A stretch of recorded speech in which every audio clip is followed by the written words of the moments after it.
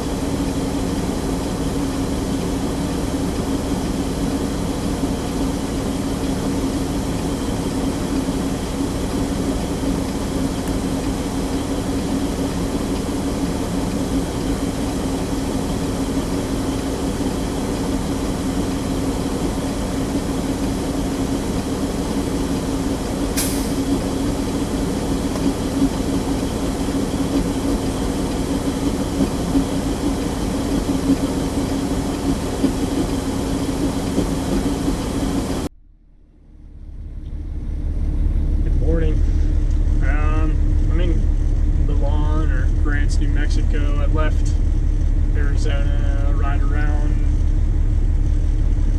8 o'clock last night, I think. Maybe a little later. I don't know. Tired, getting ready to go to bed. I'm gonna get something to eat first. We have a loaded chassis going to Dodge Center, Minnesota. And we're gonna head up to Fargo, North Dakota, pick up a Case Steiger 370, I believe, and then head to Salinas, California. The most part is an uneventful trip, but right around Flagstaff, when I was climbing the mountains, the truck started to derate. Then it would stop derating, so I would go from like 34 pounds of boost to 18 pounds of boost as I'm climbing hills, or the mountain, essentially. It sucked, and then it continued to do it. It seems like as long as I don't get in the 30 PSI range, it's okay. I'm going to try and fix it this afternoon when I wake up. We think it's the boost pressure sensor. We had some problems with it a couple months ago, and I pulled it off and cleaned it, and it seemed to fix the problem. But this is just coming and going, so it's definitely, it's acting like a sensor. So it's a problem running at night, though. You know, Peterbilt dealerships aren't open, you know, when I start my drive shift, getting down the road. So probably what I'll end up doing is, like I said, I'm going to try and fix it this afternoon once I wake up. If that doesn't work, then I will make a point to hit a Peterbilt dealership. You know, I'm going to have to change my drive schedule a little bit, or worst case scenario, I'll just run it all the way up to North Dakota that way. There's a Peterbilt dealership literally right behind the Loves back to where I picked up. Spent the week prior to that just doing local stuff. Got to see my son. Came home from the Border Patrol Academy. He's in Artesia, New Mexico. He left out yesterday. Went back. He'll be graduating in December. Pretty proud of him. And other than that, it's just been uneventful. Enjoyed my home time and enjoyed hanging around the house. Short of that, I'm gonna try and change up the vlog a little bit. Kind of maybe build a story. Make it a little more interesting. You see, normally I would film like I'm exhausted. I'm kind of just rambling. I'm tired. We did take a nap last night or early this morning sometime. I don't remember what time, but I slept for initially about an hour, and then I think I hit the snooze button for another 40 minutes. So I'm gonna get something to eat. Smoked some chicken and some steak when I was at home, so I'm just reheating that. I just dumped my macaroni on the floor. I had this macaroni and cheese, you know, the instant stuff. Yeah, I was opening it, and, well, Butterfingers, it fell. So it goes to the macaroni gods. Other than that, we'll see you later on this afternoon and see if we can't get this truck fixed.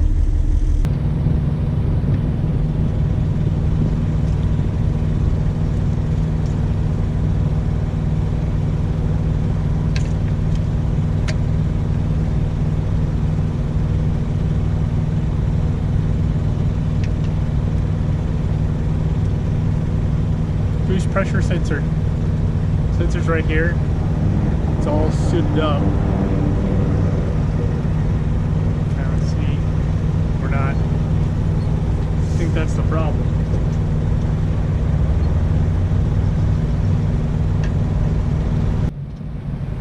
So, just over there, about 100 yards, is a Napa truck repair place, and they have one. So you can see the difference. Good, bad, good, bad. Well, I don't know. I don't even know if this would work, but that's the only thing I can try.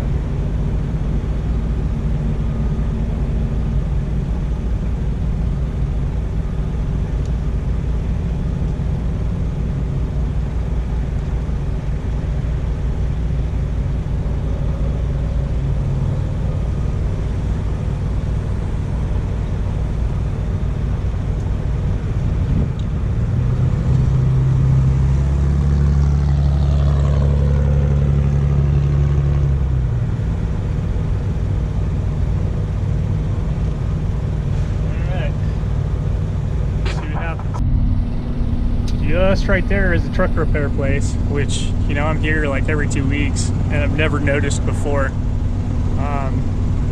So they actually had 3 of them. Kind of cool. Wait a minute. Where's my hood at? Oh, there it is.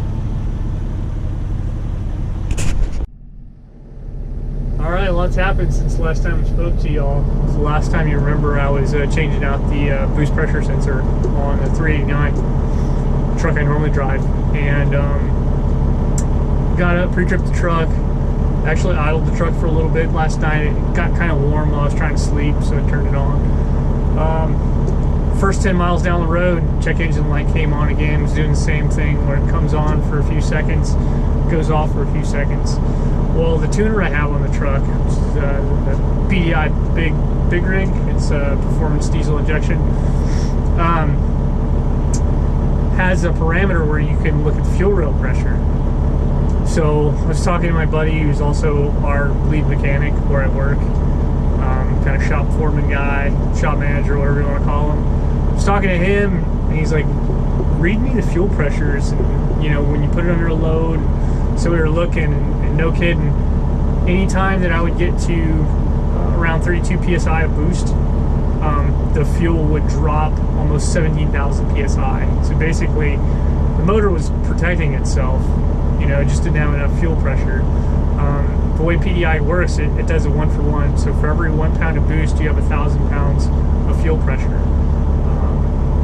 Stock setting, it's a little bit different. That's how they also conserve fuel, because they change the fuel curve on the with the tuner. It's California legal. They're not doing anything out of the ordinary. It's definitely within the parameters of the motor. But what we think it is the diesel injection pump. So me being almost 600 miles from home, driving down the road, owner of the company calls. He's like, hey, you know, is there anywhere you can drop the trailer in a secure lot? By that time, it was probably like 9 o'clock, 9:30, New Mexico time. Arizona, we're an hour behind. I was like, no. I'm like, I'm not even sure I would leave my garbage here in New Mexico unattended. Somebody will walk off with it. But so we made the decision. He's like, well, I'll have Keith find you a truck and he'll meet you somewhere. So I was like, well, I'm gonna stay out in the mountains. I'm not gonna go back the same way I came. So I hit Albuquerque, just kept going to Albuquerque, and took 25 south into the New Mexico 25 into Hatch onto I-10, and then made it all the way into Wilcox, Arizona. Did the truck swap. He took my truck. I grabbed this truck. What's funny about this truck is when I first started with the company almost 3 years ago, this was the truck they gave me. There's no gear shifter, so it's kind of weird driving an automatic. It's been several years since I drove an automatic. I feel like I should be doing more. Definitely looking for the shifter several times, getting a place to rest my hand, my right hand. I'll put it on the shifter and just ride down the road. So I just gotta get comfortable with this. I'm gonna take this up to Minnesota, then North Dakota, then over to California, and we'll get this delivered. And I think they already started working on my truck as soon as it got back. So by the time I get back, I'll have my truck ready to go. But they believe, like I said, it's a diesel injection pump. I guess 2012 model years for Kenworths and Peterbilt, Packard trucks. They used ceramic tappets in the diesel injection pump. Well, once the pumps start going bad, basically what happens is those tappets end up grenading inside, and basically you're talking about a new motor. You have to rebuild the whole thing because it sends metal through the motor and metal, and that's it just doesn't work very well. So they're gonna change the diesel injection pump, and hopefully that fixes the problem. It should, because apparently those are the symptoms of what I was having. Not going to be able to deliver on Friday like I had originally planned. I'm just too far away. I'm going to make it hopefully to Liberal, Kansas on tonight's run. And then from Liberal, we'll probably just go to Ellsworth, Iowa. Following day after that, and then Saturday on into Albert Lee, and then we'll hang out for the weekend. Drop the Dodge Center Monday morning, and then head to Fargo, and then hopefully get loaded in Fargo that afternoon, and then we will start heading to California on Tuesday morning, first thing, with a Steiger. It's one of the smaller ones. It's like, I think it's a 370. So should be fun, but hey, I gotta get used to this truck, and short of that, it is what it is. You have to be grateful for the things that you have that you don't have. Yeah, I had to move trucks. Yeah, I had to basically have gone over 1,000 miles, and I haven't made it, but maybe 380 miles from home. So I've done a lot of, I left Monday. It's Tuesday? No, it's Wednesday. Yeah, it's Wednesday. I don't know. So we'll get down the road, but I'm in good spirits. Like I said, be grateful for what you have. I'm grateful that they gave me. This truck is actually really nice for the most part. It's comfortable, spacious. We have other trucks in the yard that they could have given me that are much worse than this. And then, like I said, this isn't bad. It's just an idle. I mean, just an automatic. So it is what it is. But we'll get on down the road and we'll talk to you later. Thanks for watching. So we didn't make it to Liberal, Kansas like I originally planned to. I had the time. I was just tired, so we stopped here in Texahoma. You know, the truck's not bad. The seat's uncomfortable. It's not as comfortable as the 389. You know, that thing's like a Cadillac. This has more creature comforts. You know, it's got the touch screen. All these trucks, they're fully loaded. They're what Peterbilt calls the Platinum Edition trucks. So all the trucks, for the most part, that we have they're fully loaded. Sound system in this thing, awesome. I actually wish I had the sound system in my truck. Talked to my buddy. The high pressure fuel pump, the injection pump, did go out on the truck. They're pulling it apart. The check engine light that I was getting was low fuel pressure in rail number 1. So we made the right call, even though it sucked having to, now I have to sit over the weekend in Minnesota, which not gonna be the first time.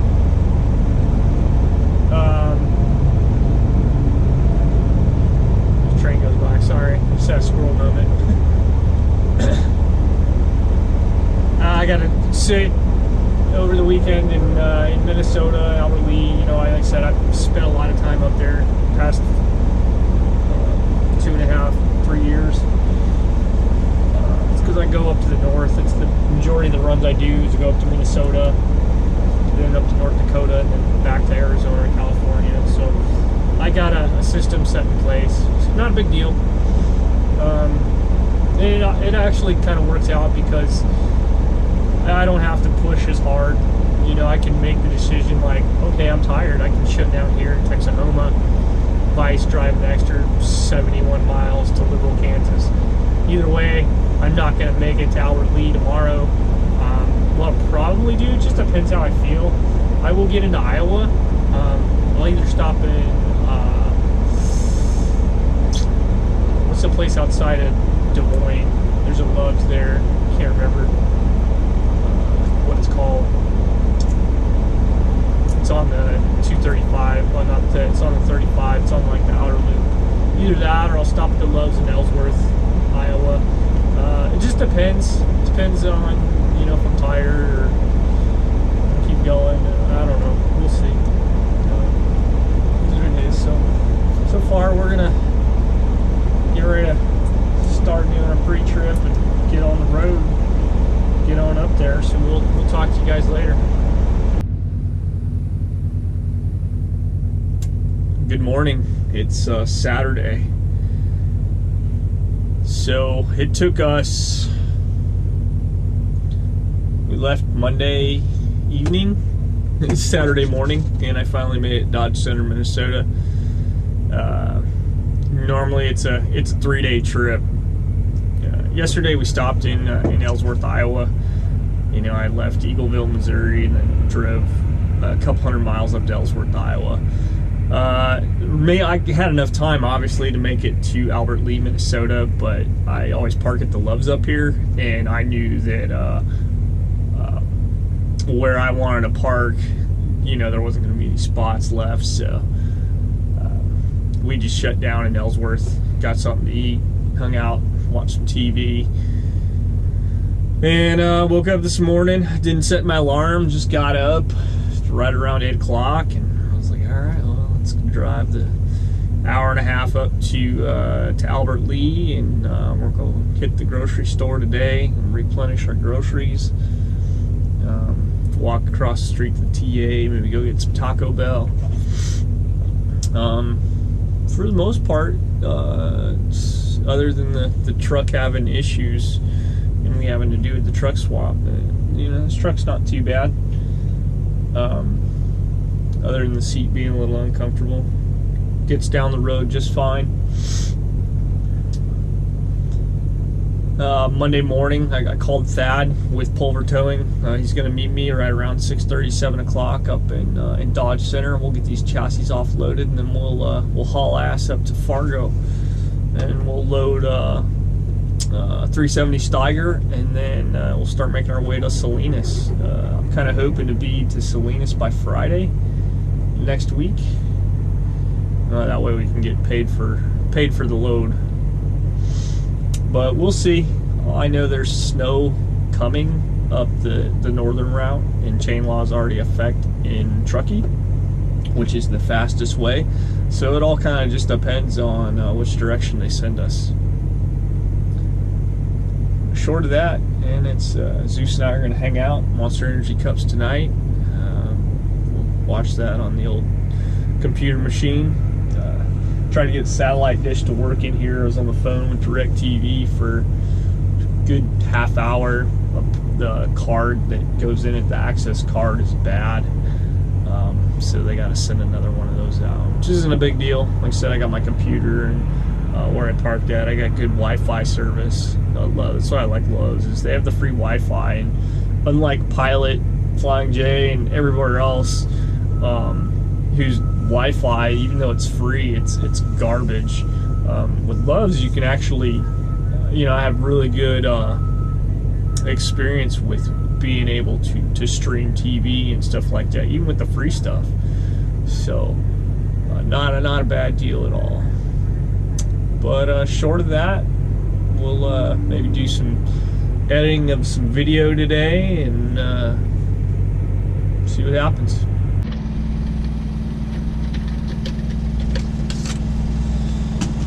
So the truck has an air leak in it. It only seems to have that air leak though when the trailer's on it. And it's right around the rear bags somewhere. I think it's the front bag. So it's liquid Dawn soap, spray bottle, high quality H2O.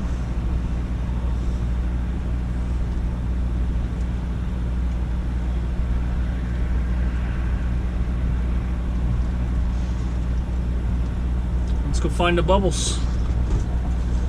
See what we can see.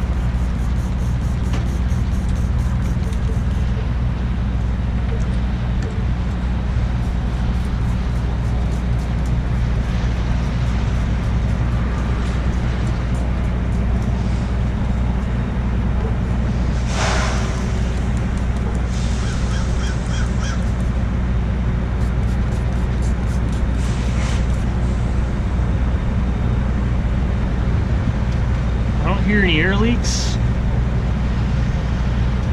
and I don't see any bubbles.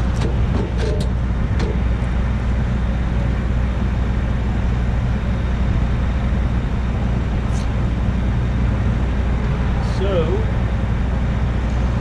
put it on the trailer. See what happens.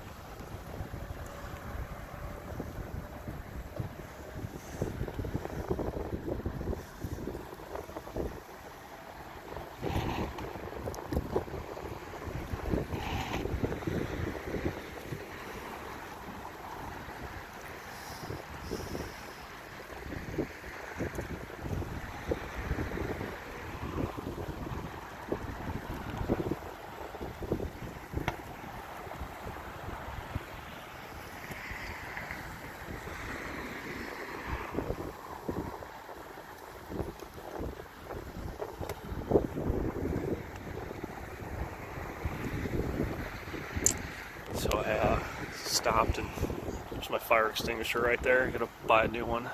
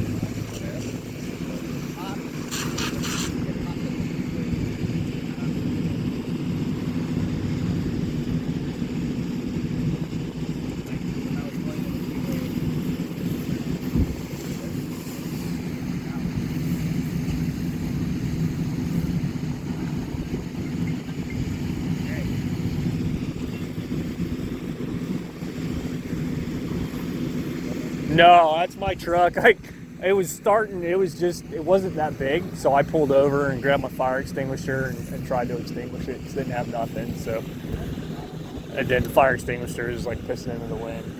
So, yeah, it didn't. Like, it suppressed it, but it was underneath the hood that I couldn't get to. So, he's with him. This is all their luggage. Yeah, they're together. Yes, sir.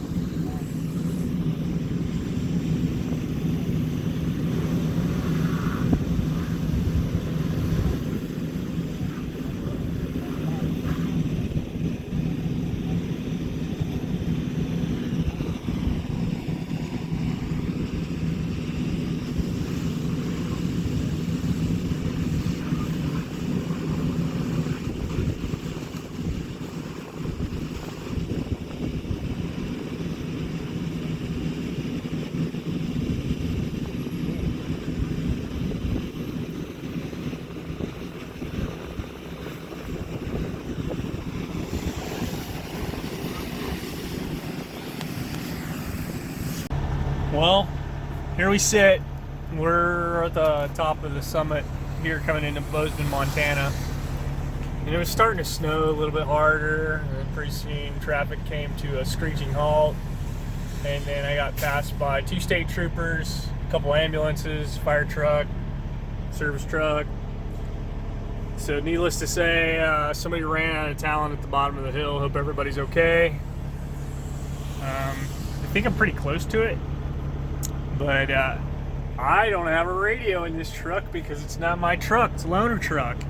And one of the many things I forgot to grab was my spare radio out of my truck and my cold weather jacket. So I literally have like one sweatshirt and a thin jacket.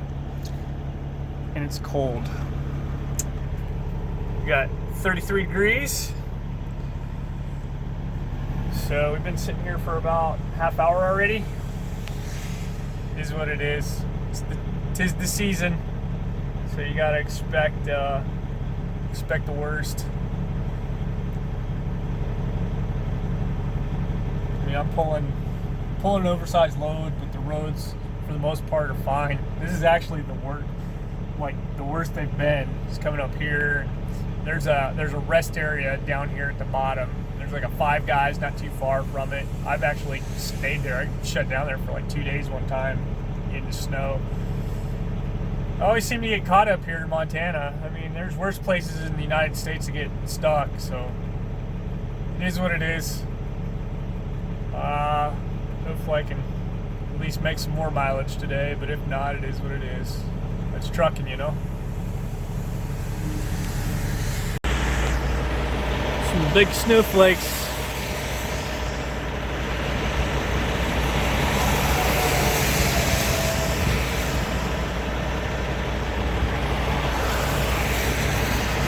Case Steiger 370 back there.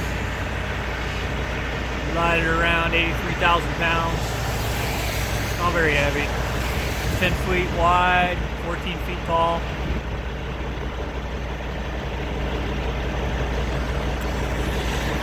Hanging out.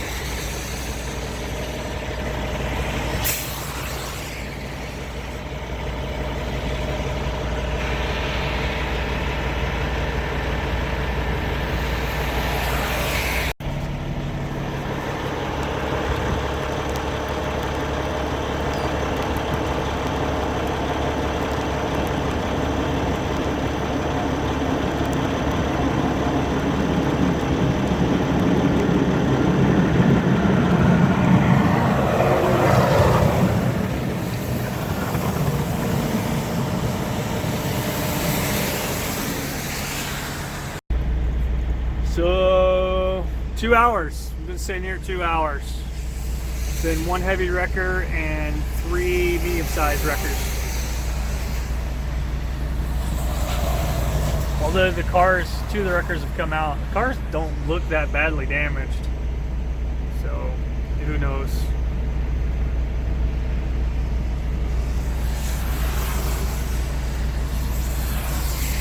Cleared up for a little bit and then started to snow even harder.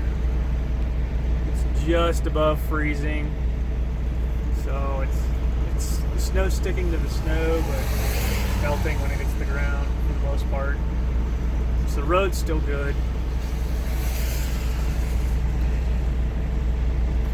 Definitely puts a damper on today's travels, though.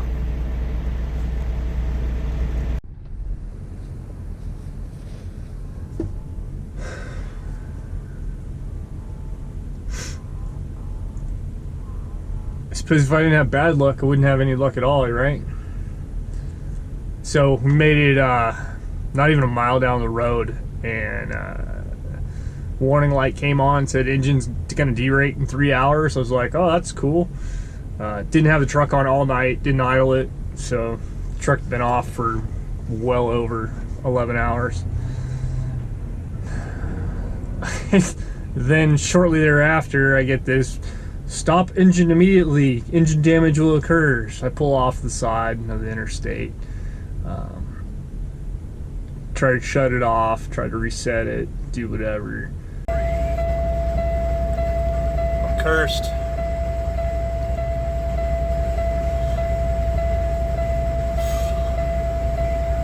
I don't know. I don't know what the fuck's going on, but shit's getting ridiculous. I checked all the fluids again. I checked the fluids before I left, and it had plenty of oil in it, plenty of coolant. Coolant sensor's been going off on here, but even when I had the truck initially, the coolant sensor went off. So either they never replaced it or it keeps going bad. I don't know. But I have a total of 5 minutes of drive time on my my driving clock, and I made it to the next exit, which there's a Love's here in Fernley, Nevada. So of course I pulled off, and I'm parked on the side of the road where some other trucks are. So I have parking, and I think I'm just gonna go back to bed. I was supposed to be in Salinas before noon today. That's not gonna happen now. They don't have a scan tool here, so I'll wait for our mechanic to once he wakes up here in a few hours, get back to me and see what we want to do. No place is going to open up until 7:30, so I have no idea what we're going to do. This is broken truck number 2 on this trip. My resiliency is being tested, that's for sure. I guess I'm going to go back to bed. I'll talk to you later.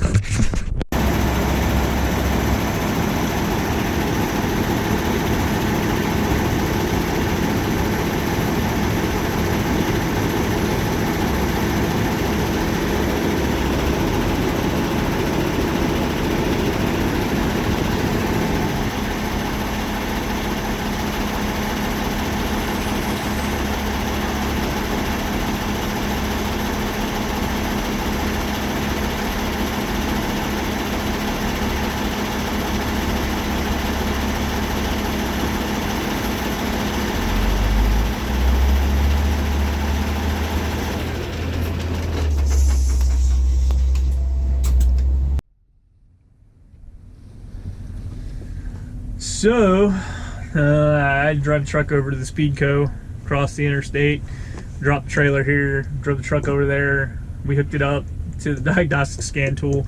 Our mechanic actually had to talk to the guys on the phone and tell them how to do. The truck's DPF filter is full. That's the problem. I tried to do a burn on the truck a few days ago, didn't work.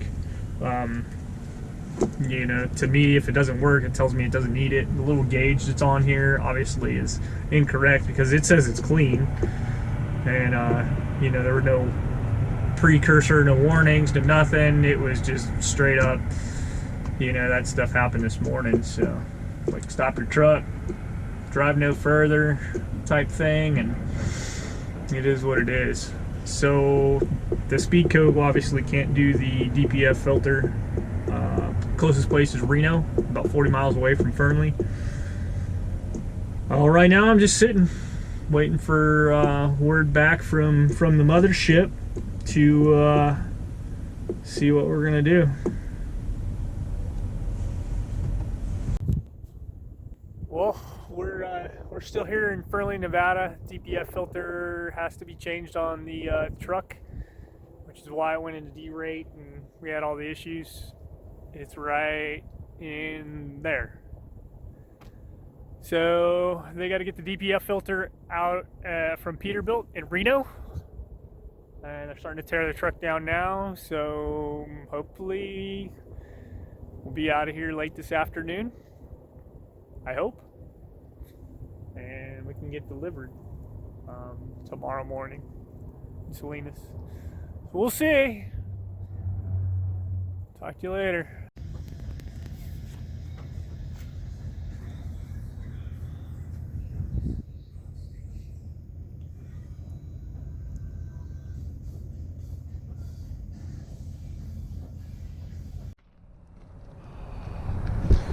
So we made it to our drop point in Salinas here at Booth Machinery. We pulled a 370 Steiger down from Fargo, North Dakota. Man, everything was stopping us from getting there. Spent all day yesterday. I left Fernley, Nevada, I guess. By the time I got fuel and I moved out, it was probably right around just after 7 o'clock when I got on the road. And then I got here right at about 2:30 this morning.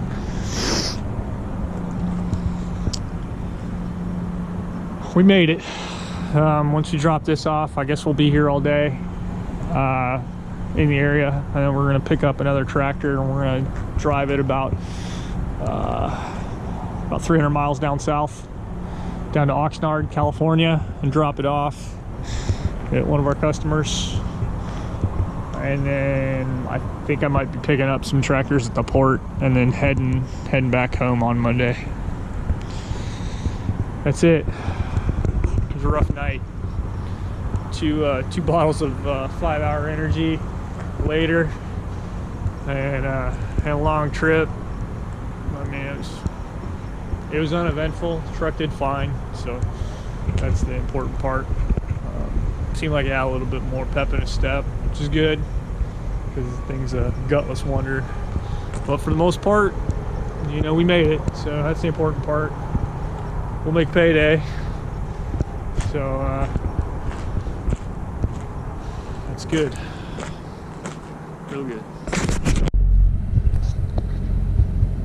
So we're actually, I'm up in Salinas, California. I dropped that Steiger 370 off yesterday, and I had to pick this up yesterday afternoon, so obviously slept, got my 8 hours of consecutive rest in per the DOT, and then we drove over and picked this thing up. So with this company, one of the things we do twice a year is we move lettuce and vegetable harvesting equipment from Salinas, California.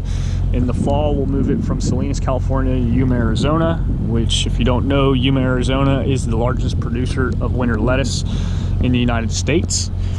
Chances are, if you eat a salad or you have lettuce any type of lettuce, romaine, iceberg, whatever, chances are it came from Yuma or it came from Mexico. But if it's in the United States, it's generally Yuma.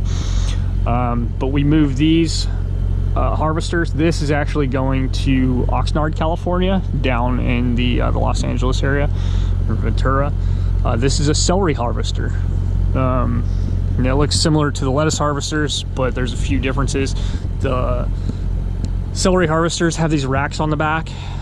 I don't really know how this works. All this stuff folds out though.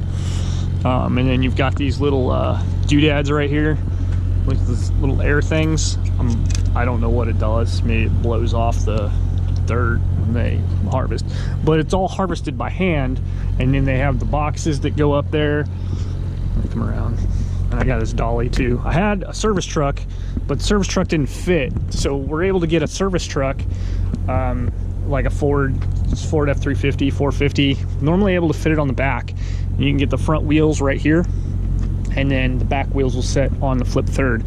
But back wheels were basically still on the loading ramp because this thing right here, which the lettuce harvesters don't have, is in the way. So if we had that extra space, we could have gotten that truck on here. They ended up putting it on another truck, and they asked if I'd grab this, so that's what I did. I need to tighten that up.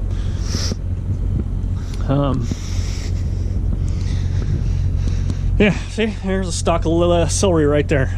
So this is what this does. This is harvest celery, and this is said this going. We're gonna drop this off in a field. You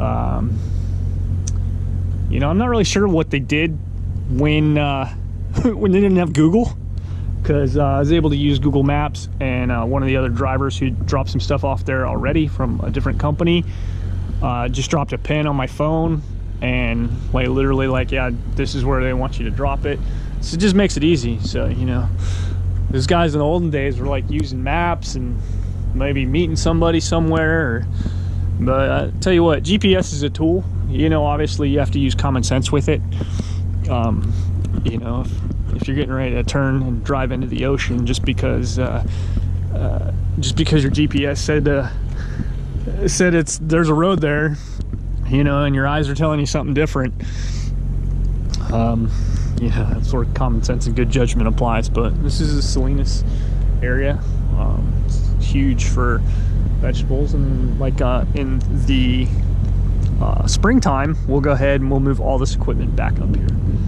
We'll pull, that's the cooler over there. So that's where, once the stuff comes out of the field, brought in by the line trucks. Line trucks are what's actually out in the field. They'll bring those trucks in, and then the lettuce or vegetables all get processed over there. And then those guys, if you drive a reefer van, chances are you've probably, if you've come to Salinas, you've been to one of these coolers that are up here. There's several different companies, but this is one of the big ones. But yeah, that's what I got. We don't have to load or unload these. There was one time that I did have to unload a lettuce harvester by myself, but generally they've got guys there that meet us at the fields. For the most part, you know, they're real. This company is real good about it, but they actually build these themselves, so they're custom designed, and they build them themselves in-house, and for the purpose that they need it. But yeah, this is actually how you control everything. So this is your startup right here, and then it's driven right here with these little levers.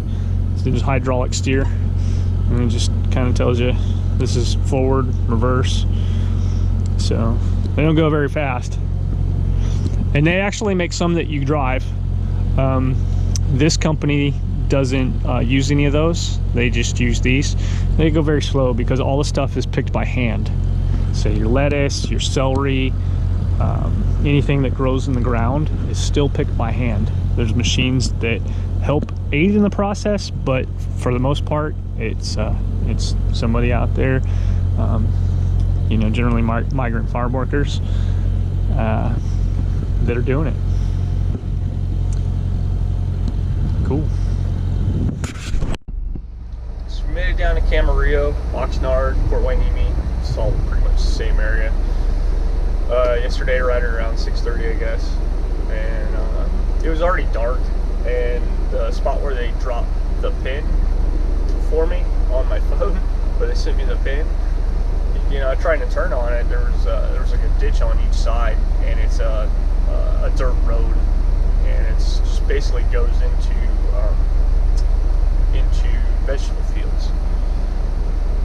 And at night, I decided really want a chance driving into some place I've never been before, don't know what's down there.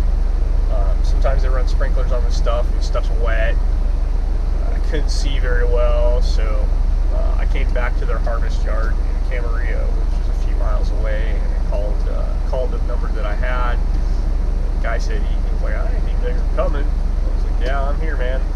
So they're going to get started around 7, and they meet me over here, and they're going to take me out there, which is good. He said the road was big, so obviously the road that I was looking at was not big, so it's probably a different way in there, safer way anyways, for these big trucks.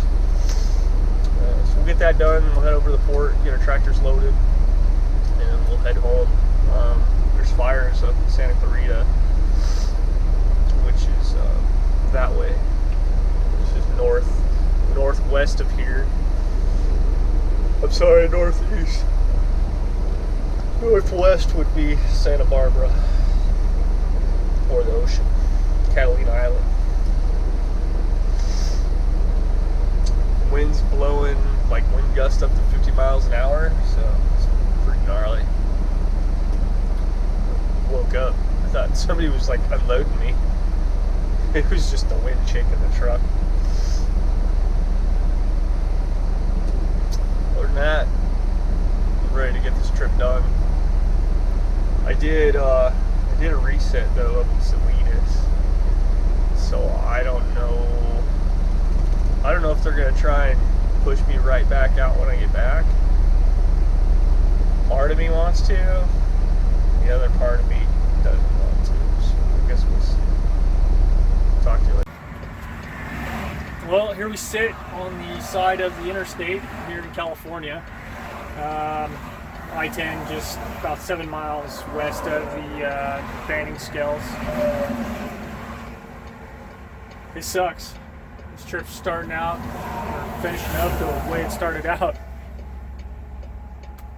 Blowing tires, shit breaking down. It is what it is, I guess. Figure it out.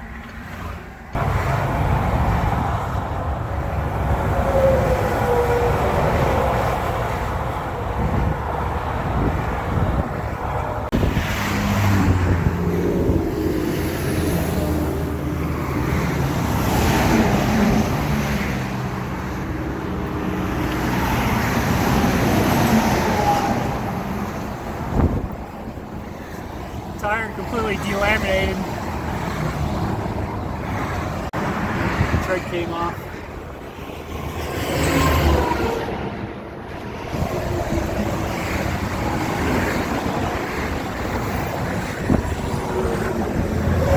I got a tire company coming to swap out a tire, so hopefully we get back on the road here within the next couple hours, I hope. So now we wait.